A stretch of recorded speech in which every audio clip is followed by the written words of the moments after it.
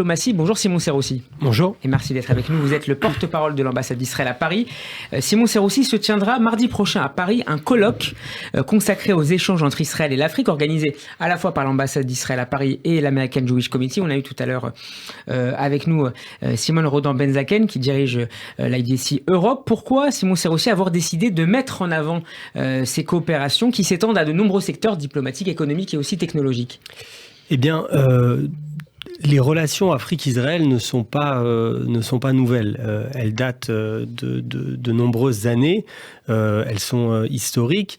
Et aujourd'hui, le continent africain est en pleine expansion démographique, expansion économique, qui va changer d'une certaine manière le rapport de force diplomatique mondiale dans les décennies à venir. Et donc, de nombreux pays renforcent leur coopération avec le continent africain. Notamment la Chine. Notamment la Chine, mais pas uniquement. La Russie, l'Inde, la Turquie et Israël est un de ces pays qui renforce une coopération ancienne, que ce soit, alors on peut remonter au temps biblique avec la reine de Saba, mais même plus récemment, dans les années 60-70, il y avait une relation extrêmement étroite entre Israël et l'Afrique. On avait plus de 30 ambassades sur le continent, des milliers de chercheurs, de scientifiques israéliens qui travaillaient en Afrique. Et depuis quelques années, il y a un réel renouveau, déjà diplomatique, avec la normalisation de nos relations avec le Tchad, le Maroc, le Soudan, l'ouverture d'une ambassade au Rwanda, le retour de notre statut d'observateur à l'Union africaine, qui est quelque chose d'extrêmement important.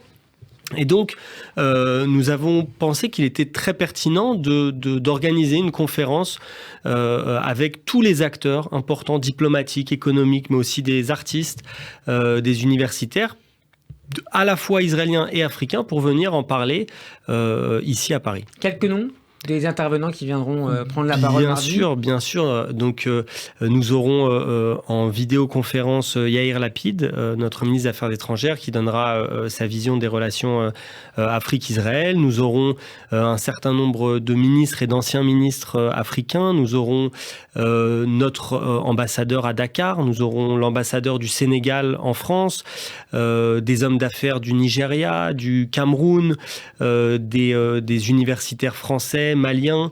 Nous aurons aussi le centre Volcani en Israël, qui est le centre de recherche agricole.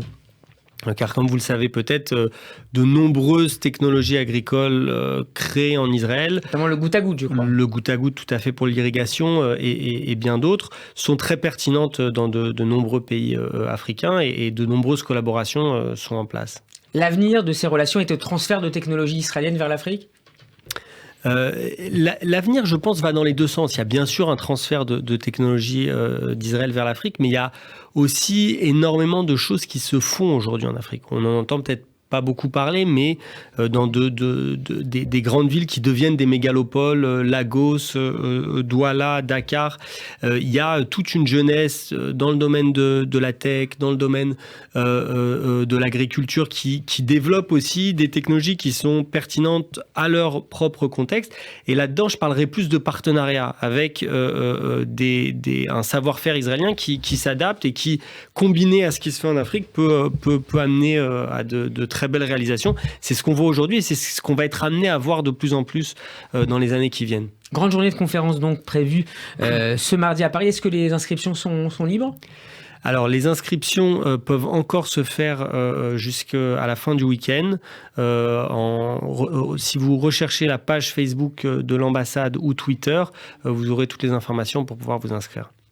Et donc, ça démarre démarre à 9h30 du matin et ça finit à 18h. Voilà. Et il y aura même un très joli buffet pour ceux qui veulent être avec nous toute la journée. Merci beaucoup Simon Serroussi d'avoir été avec nous. Je rappelle que vous êtes le porte-parole de l'ambassade d'Israël à Paris. Shabbat Shalom. Shabbat Shalom, merci à vous.